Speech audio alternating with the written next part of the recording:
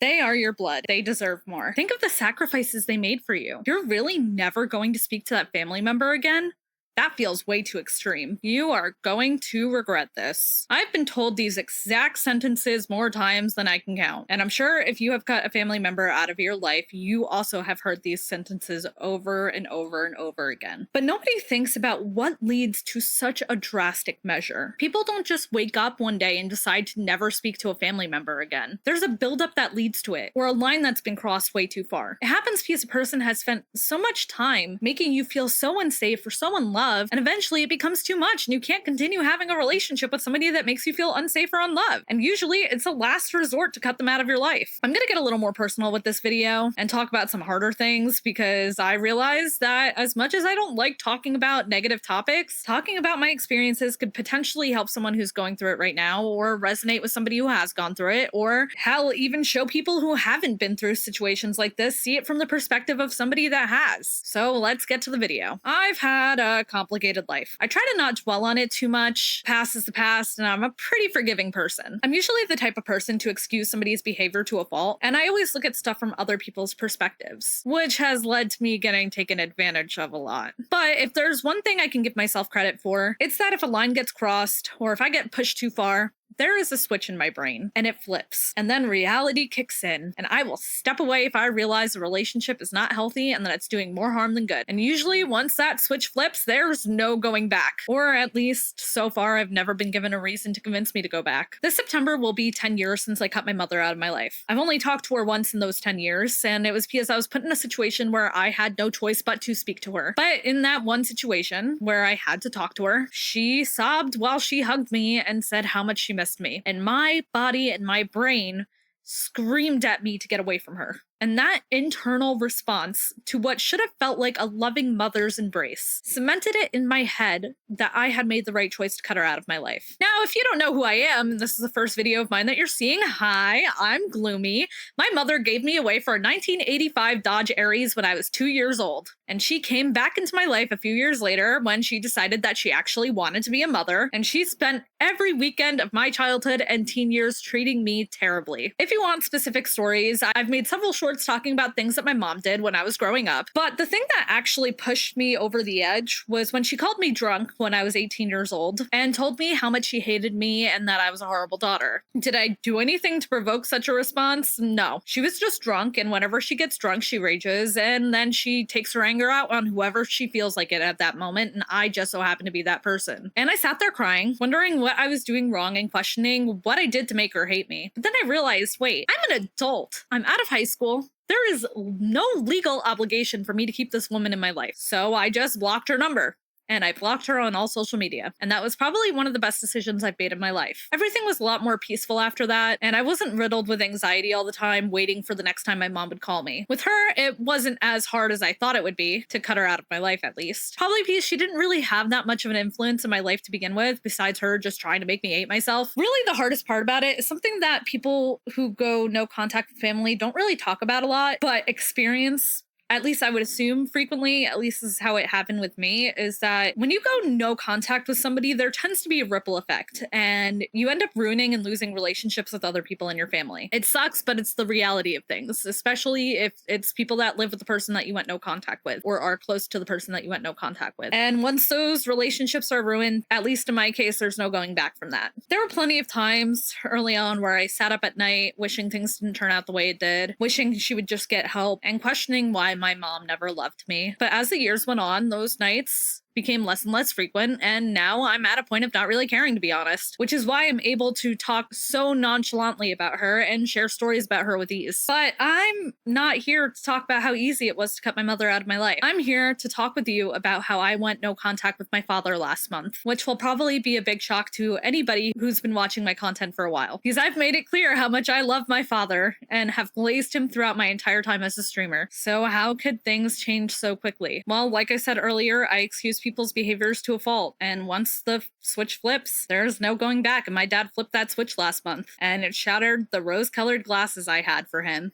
My dad did a lot of stuff when I was a teen that really fucked me up, but I always excused it for him being a young parent and him not knowing any better. I'm not going to go into detail about that in this video, at least about those experiences, because I'm not sure I'm ready to talk about that yet. But I can, at the very least, say that there was a time in my life where I didn't feel safe at school, I didn't feel safe at my mom's, and I didn't feel safe at home. I didn't feel loved. I just felt alone in the world. My dad made it very clear to me when I was a teen that his love for me was conditional, with those conditions being my level of success, how obedient I was, and how useful I was, which genuinely left me confused because I'd go to my friends' houses and I'd see how my friends would talk back to their parents, would go to their parents with their struggles, would speak to their parents in ways that I would never dare to, not even to my mother. And yet their parents loved them with their whole hearts and supported them. But for me, if I dared fail a class, if I showed any sign of struggle, if I didn't jump up and do what my dad said right when he said it, if I did anything he disapproved of, I was a horrible daughter. I just wanted attention. I was the problem child. I just needed to grow up. But as I got older, I kept making excuses. You know, he just wants what's best for me. He just didn't want me to fail. He just wanted me to toughen up. What I didn't realize was that it was turning me into a people pleaser. I was taught that I needed to earn my love,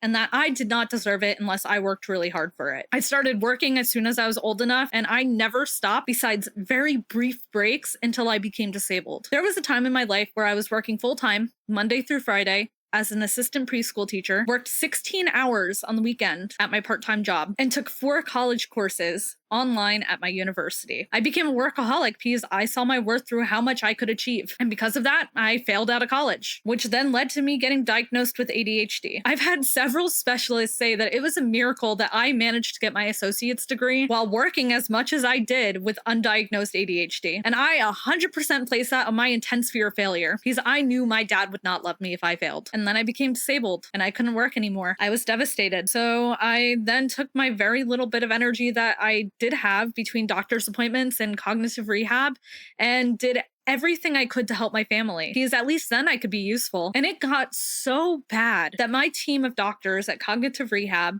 had a meeting about how concerned they were about my habit of people pleasing and how it was only going to make me sicker. And they each had their own little intervention with me about it at my appointments. And I remember my doctors having to teach me that my worth was not tied to how much I can contribute to capitalism or how useful I am to other people. My worth was based on who I am as a person, and I should be loved for me. And one of my doctors warned me that I was probably going to lose family members in the future because I'm going to get too sick and I won't be useful anymore. And they wouldn't want anything to do with me anymore. I didn't listen at the time because how could my family abandon me over stuff that's out of my control? And I continued on and I stayed as a people pleaser to my family. I got better at saying no to other people, but I could not say no if my family ever came to me asking me to do something for them. Jump to this year. I had the biggest wake-up call from my neurologist when he said I needed brain surgery, and he also warned me about SUDEP, sudden unexpected death in epilepsy. And I learned that I'm at a higher risk of dying from a seizure because my seizures are uncontrolled and they mostly occur in my sleep, which holds the highest risk. I also lost my driver's license, and I'm legally not allowed to drive until I'm seizure-free for 6 months. And considering that I have several seizures a month, that's not happening anytime soon. So just as anybody else who gets terrifying medical news from a doctor would, I went to my family and I let them know what was going on, and nobody cared. In fact, I was met with side eyes, skepticism, and no support. I thought my family would care a bit considering that both my dad and my sister has had brain surgery for tumors over the past 3 years, but they just simply didn't care and kept saying, yeah, I doubt that. They wouldn't do surgery unless you were in the hospital all the time for seizures. You only die from a seizure if you turn on your stomach and suffocate, which anyone with epilepsy knows that both those statements are wrong. If you are diagnosed with epilepsy and you have a seizure, you only go to the hospital if your seizure lasts more than 5 minutes, you get hurt, or you have several in a row without regaining consciousness. And while yes, suffocating like that can be something that causes SUDEP, SUDEP can also be from heart complications or breathing complications caused by a seizure. At first, I was like, okay, that kind of sucks that they don't care, but whatever. Maybe when I have more information, they'll actually take this seriously and they'll actually care. And then they started doubting me about my inability to drive. Don't know how I can prove that besides showing the law. Then one of my friend's parents, who I have never met before, asked my friend about how I was doing and asked if I needed anything, and even offered to give me a ride home from the hospital when I was stuck there for testing. And it hit me that people I haven't even met before cared cared more about me than my own father. But I wasn't gonna stop talking to him because of that, but boy, did it sting. But because of this, I finally started putting myself first, like my doctors told me 2 years ago. If there was a family event I was supposed to go to and I felt too tired or was having a flare up, I didn't go. If I was asked to go do something that was going to make me sicker, I said no. I wasn't going to make myself sicker to try to earn love. And then last month, I called my dad with a question, and he instantly started mocking me on the phone and making fun of me. I tried to stay calm, but he wouldn't stop. So I lost my cool for the first time in the 28 years that I've been alive, and I hung up that damn phone. Now, you would think that that would be the end of it, but it wasn't. He showed up to my apartment and banged down my door, got in my face and screamed at me. So much so that spit was flying in my face. He said, how dare I disrespect him like that after all the sacrifices he made for me, that he hated me, that I was nothing but a disappointment, that he doesn't believe that I'm disabled, and he thinks I'm lying about the brain surgery, and that I just need to get off my lazy ass and get a job. When he started calling me by my abusive mother's name to try to get under my skin, I told him to get the fuck out of my house. His temper tantrum that he threw fully shattered the rose-colored glasses that I had for him. Now I can go on about the fact that I'd go through 2 years of cognitive rehabilitation at the same place that he did after his brain surgery. I can point out all the prescribed medications that I have to take every day. I take almost 20 pills a day. I can point out that I have to get an echocardiogram every single year to keep an eye on my heart. Or hell, I can pull up the notes from my doctor in my chart talking about how I need brain surgery and also that I'm legally not allowed to drive. The funny part is you can't even fake epilepsy. I had epileptic activity throughout my entire 5-day long EEG, which proves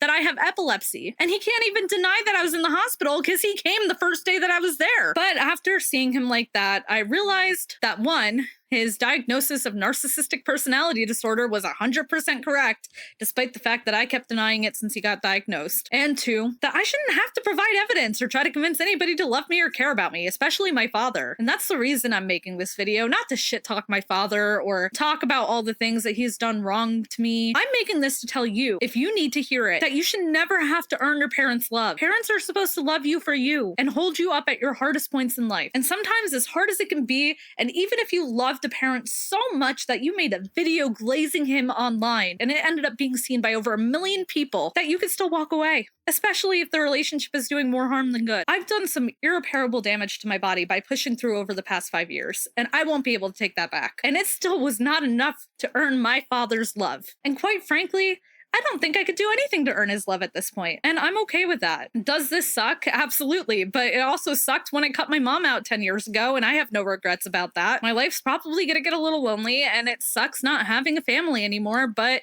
I have people in my life that do care about me and love me for me and are like family to me, and that's all that matters at the end of the day. And if you're in a similar situation, I hope that you have people that you can lean on, and if you don't, I hope that you can find some people that you can lean on. It's gonna be hard from here on out, but I don't think I will walk away with any regrets in this situation. And Dad, if you are watching this, knowing you will probably see this video at some point at least. I just hope that you can learn from this and that you never make my siblings feel like they need to earn your love. They deserve unconditional love and support no matter what. And despite all of this, I still love you. I don't want to talk to you anymore, but I still love you. And for anybody else that's watching this, just know that you are loved. And if you're going through something similar, you deserve better. Be your #1 advocate. And if you aren't being treated right, know your worth and love yourself. I love you guys. I hope that you're having a good day. Know that everything will be okay. Goodbye.